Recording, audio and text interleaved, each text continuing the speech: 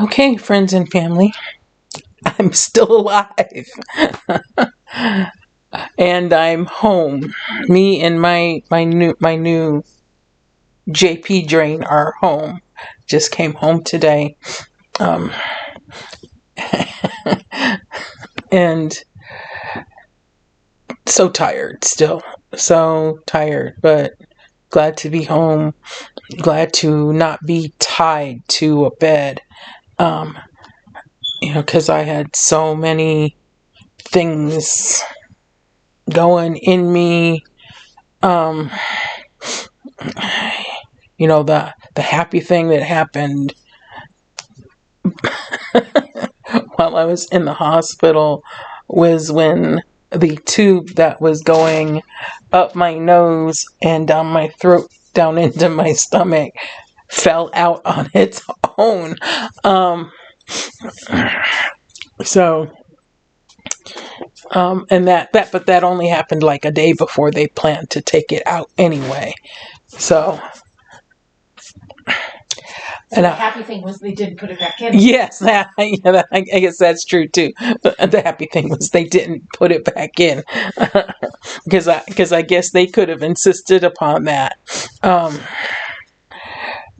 But yeah, I've there was an IV here. That one had been done by the ambulance guy, but they had so many things they needed to get in me through that they had added another IV over here.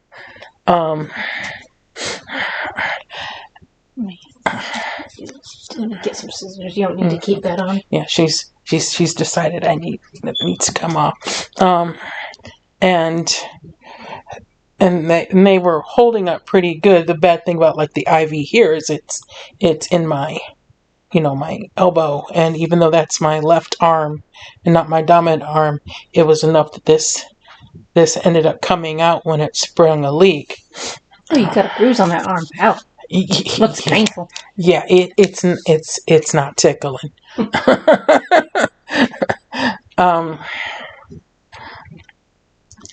And so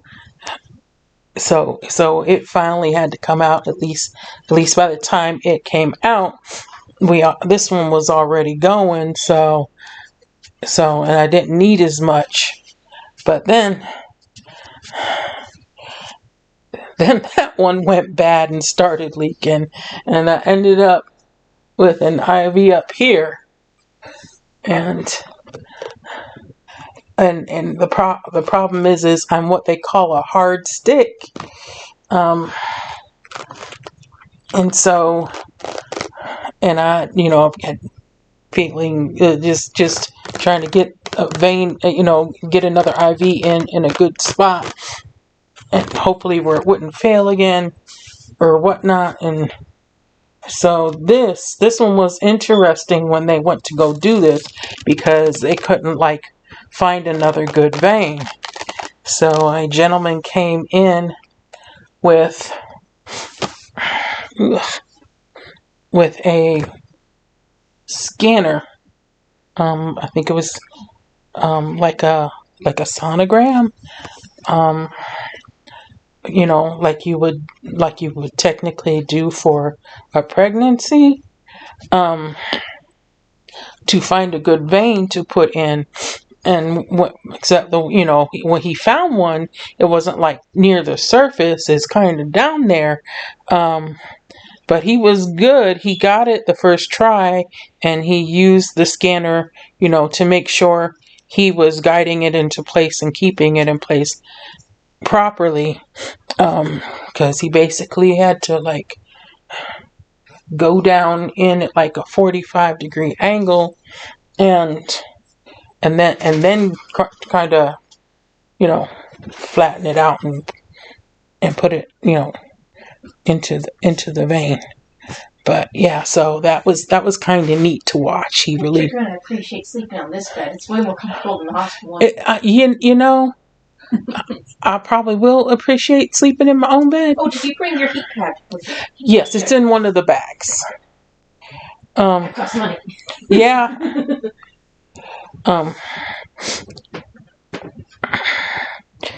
I'm just got to figure out how I'm sleep because my bed doesn't go up or down or anything like that.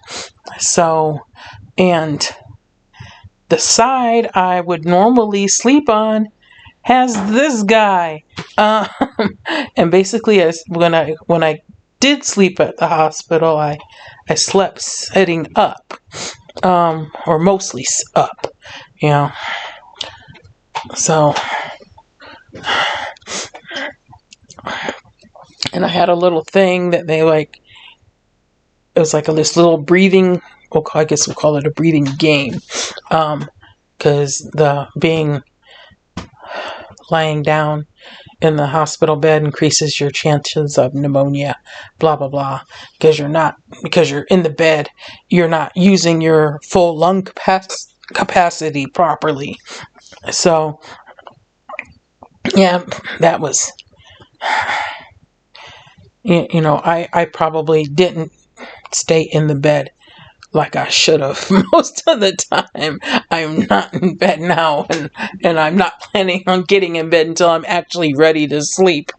Yeah. So. Yeah, if you needed to stay in bed all the time soon, they probably wouldn't let you out of the hospital. Yeah. So you're probably okay as long as you're not being strenuous. And but the weird part was to say you need to get up and walk around, but I'm tied to the bed with all the electrodes to my heart. So like how? Yeah, I got a monitor on a finger, and all the things stuck to me, and then IVs going in, and in the beginning the hose up and down my nose, and it was like you can't get up and walk around like this, people, and some of it can't take it with you. Once this is hooked up, it doesn't go nowhere. The finger thing, and same thing with all the different monitoring, that was stuck to me. None of that could walk with me. That was all plugged into a system that was, and then even the IV pole, while technically transportable because of all the technology attached to it, helping keep track of, how much is going in me at what rate. It really couldn't. It's not like back in the day where you could like grab your pole and and just kind of make your way around. No, because that sucker's plugged in. So we have a new cat. I don't know if they heard the cats, but just in case. Yeah. But yeah, Cherokee couldn't wait for the first one to die to get the next one. So I didn't get her on purpose. She was outside my house. And you chose to bring her inside the house. Yeah, she was cold out there. She's cold out there, and she has no survival instinct. It was cold, and no survival instincts because she liked Cherokee and went to her. But Cherokee had only been taking out food for I don't know how long. Like 5 days. Cherokee said 5 days wasn't enough to trust her. Okay. That's ridiculously fast. That's like stupidly fast. So we went from a 1-cat household to a 2-cat household. Like the one I was feeding first, I still won't come near me. That one's smart. Okay, and there's one that's still out there that still won't come to her, and I hope it doesn't because we don't need another freaking cat. Yeah, I'm fine with that. If it comes to me, I'll have to take it to the shelter because 3 cats is a bit much. So, yeah. She's both smart and dumb. Well, I think it's like that with most pets. They have their things they're smart about, and they have their things they're dumb about. People are like that too. Yeah, both smart and dumb. So, but I'm home, and I've got a primary care physician appointment on Tuesday. So not this Tuesday, I hope. Yes. We are. Oh, okay. Yeah, that one's fine. Sorry. I was thinking the other appointment. Good. Is there a day as far as we'll talk about this in a minute. Don't distract me. Sorry. So he'll get to take a good look at me. One of the meds I was taking, my pain med for my degenerative arthritis, appears to be the culprit that caused the ulcer that ruptured, most likely anyways. So won't be taking that anymore. So I've got paperwork to show him from the hospital, paperwork I need filled out for work, and whatnot. And I guess tomorrow, as far as my other meds are concerned, I can start taking those again because they don't seem to be anything that'll be harmful. But yeah, I survived. I am home. Yeah, I nearly died. Yeah, she cut it close. I cut it close. Hour. 1 hour. Yeah, like another hour and I would have been dead. Maybe I would have made it 2. I don't think I would have made it another 2 because I doubt it. Yeah, but we fought each other. Whatever. What was your because? Well, mine is based upon something that happened. What? Okay, so we get to the hospital. They come in and they tell me strip, and I don't know if I was confused because of the excruciating pain or what, and they're like, strip, we got to get you into surgery now. I got just through the doors for surgery when my lights went out. So I'm sure, they still hooked me up properly and everything, but I was unconscious.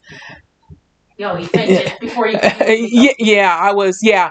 I know sometimes as from my little bit of experience that I have, like when I had my polynodular cyst removed, when they got to put you under, they'll be like, count back from backwards from 100, and wasn't necessary.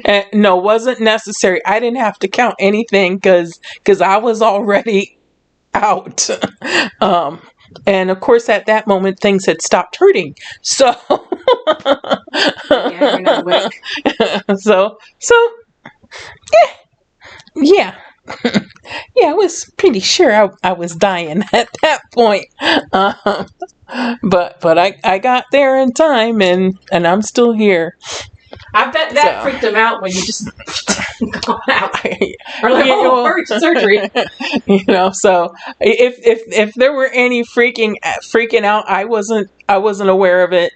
Well, not like because doctors have to be calm, but they probably went more from a, we'll do a checkup to, there's something really, really wrong.